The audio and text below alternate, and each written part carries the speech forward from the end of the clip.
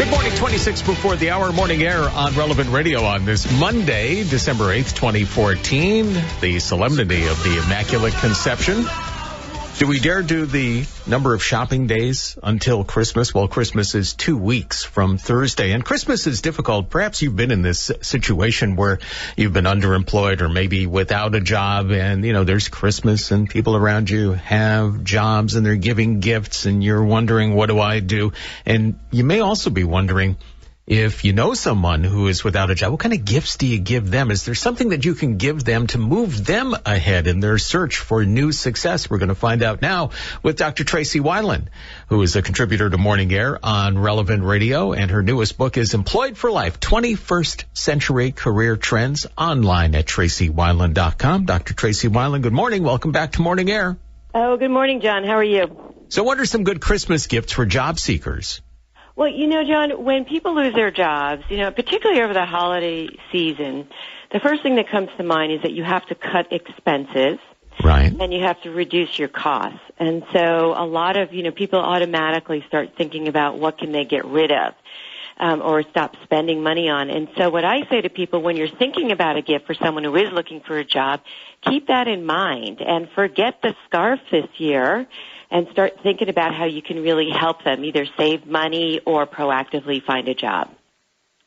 Okay. So would I give them something for the computer, maybe, an Apple gift card, a Microsoft gift card, something that could actually give them a tool, be it the new Microsoft Word or whatever it might be, a tool to help advance their job search? Yes, so you're bringing up a good point. So I think technology gifts are always a good bet. Number one, a lot of people, if they're laid off, they may actually have to go out and buy a laptop or a device for the first time. Yeah. Many people work for companies where they're given a laptop or a phone and all the training they need. So grappling with that can be very hard. So I do encourage people, if you know if they use Apple products or Microsoft products, give them gift cards, because the gift cards you can use for either tech support, accessories, or even one-on-one tutoring, or repair. And I think that will help people because let's face it, you gotta use your devices to get a job. So I think, that would ease the pressure on people and get them into the store and thinking about what they need to do. I heard somebody say that online job applications are, you can do that, but people who apply online never get jobs. Oh, well, I think, the problem is that people spam their resumes online.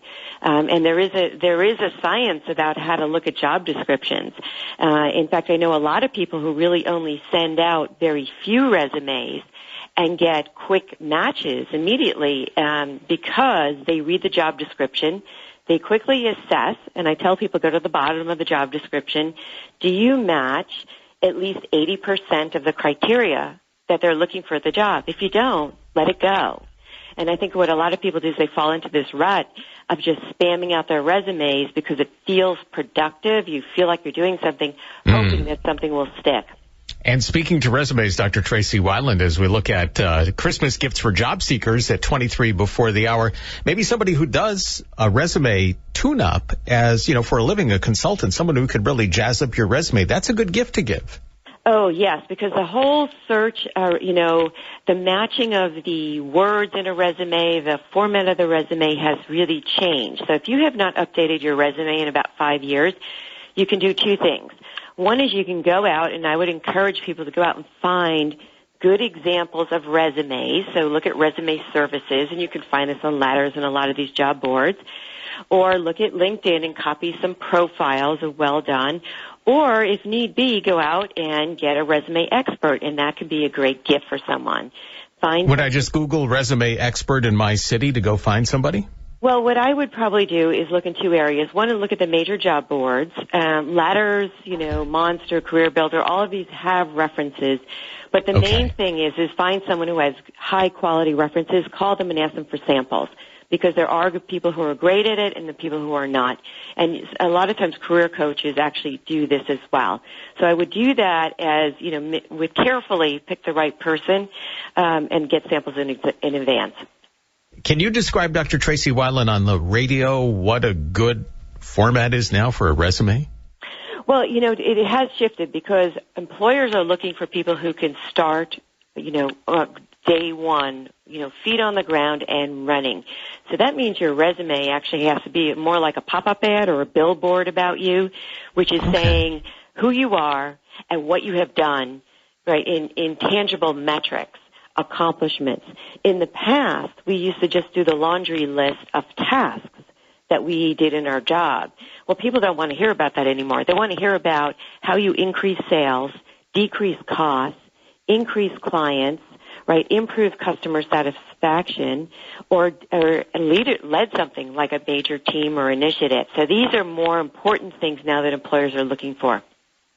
Would it be a good idea, Dr. Tracy Wilen, if I'm looking for a job, if I'm underemployed, unemployed, or just wanting to move on to something else in my career field, if I could describe what I could do in a tweet? Not that you're going to tweet it out, but if you can actually do, as they say, that elevator speech, what can you tell me about yourself in 30 seconds? If you can get that down to 146 characters, then, you've probably done a pretty good job of describing what you can do in a short amount of time. Well, you're bringing up a good point. Yes, if you can have an elevator pitch and describe what you can do succinctly in 140 characters, then you've done log lines like they do in the entertainment field, the headline. Twitter, you have to figure out how to use Twitter in your job search. I would encourage people to look for recruiters who are posting jobs on Twitter and follow them, but follow the ones in your industry. So if you are in marketing, follow recruiters who have marketing jobs. Don't follow recruiters that have, IT jobs, because then you're just flooding yourself. So to me, Twitter could be more of a tool of finding recruiters and companies who are tweeting about openings so that you can go and look and say, are you a fit? You can follow them, and if they're interested in you and your profile, then they may follow you back, and that's a great asset.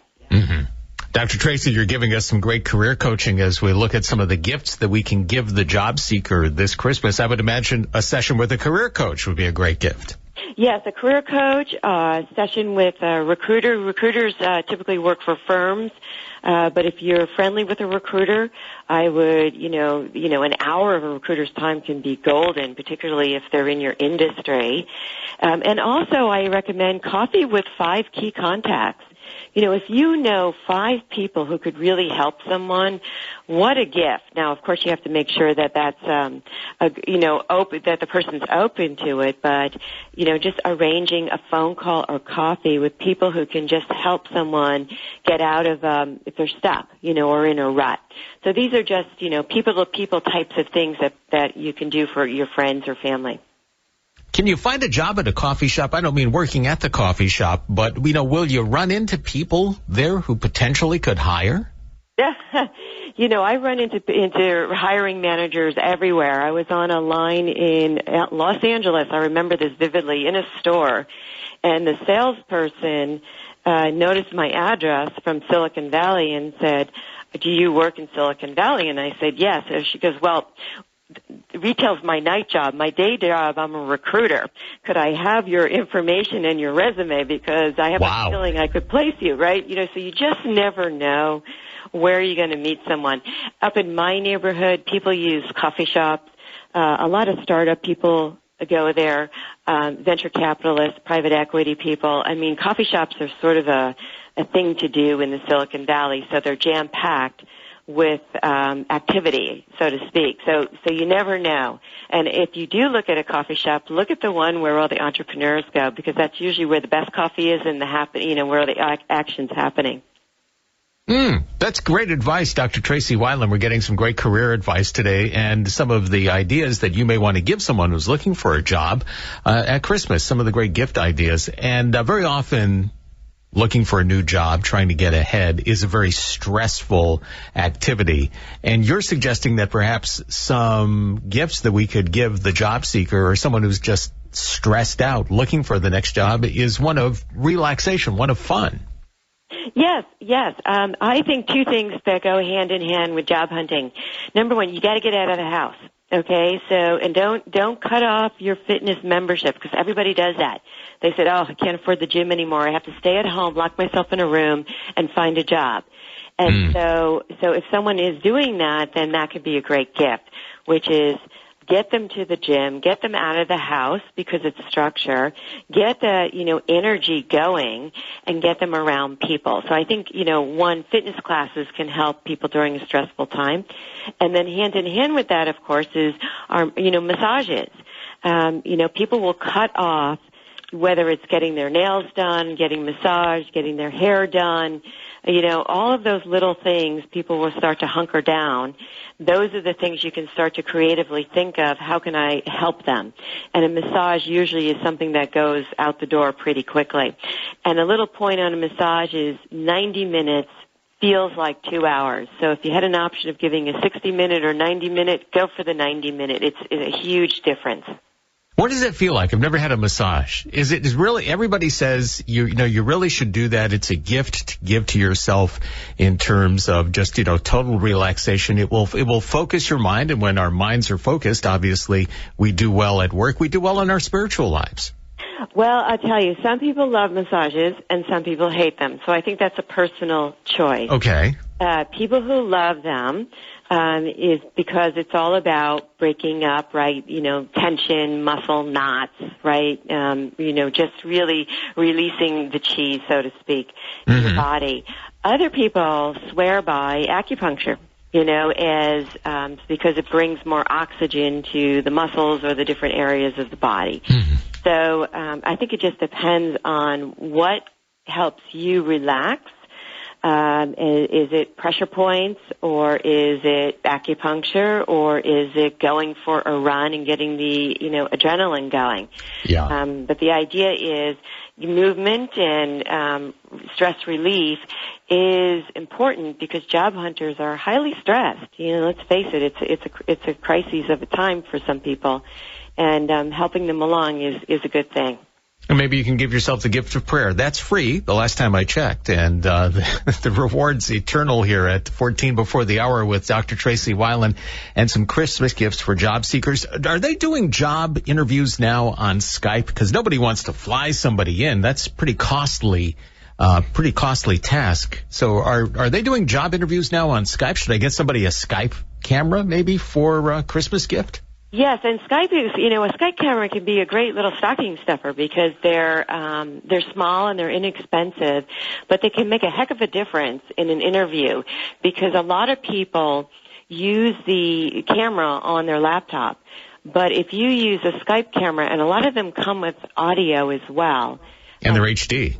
Right, and you can really improve, right, if you make your whole environment look professional, you can wear your headset or you can talk into the camera. You can really help someone because that's improving the quality of the interview. And sometimes, people need Skype credits. So, Skype is free, but sometimes you have to make a phone call. So, you can throw in a couple of Skype credits. Okay. Too. Okay. That's good to know. Now, if I do have a job interview via Skype, do I get dressed up for it? Oh, yes. Okay. And I would look at the environment behind you. Make sure it's clean. If no clothes, if in the bedroom, not the bed, try to angle it towards, a painting, a bookshelf, if you have one, or a window. Make it look very professional behind you. Dress up, just like you're going on a job interview, hair, makeup, the whole bit, and then practice. A lot of people forget you have to look at the camera. They look at the screen. So look at the camera so that you're making eye contact with people. I never thought you could actually practice an interview. I mean, even if you're going in person, obviously you're going to look somebody right in the eye. But if you practice looking into the lens of the camera, you start to learn how to teach yourself how to think on your feet. Never thought of that. Yes, and the other thing is Skype, you can do free test calls, and they can be, pretty lengthy. So you can actually do a free test call and video call with yourself and see how you're coming across. Listen to how your voice is, and look at the surroundings and say, okay, what is it looking like behind me? And if you don't want to do it on Skype, I also encourage people to interview into your own personal voicemail. And listen to how you're sounding on the phone so you understand what other people are experiencing in a long-distance interview. Great empowering advice, Dr. Tracy Wilen. Christmas gift for job seekers. TracyWilen.com. Get that new book. That would be another good Christmas gift. Employed for Life, 21st Century Career Trends. You always bring a lot of wows to us here on Morning Air. Dr. Tracy Wilen, thank you.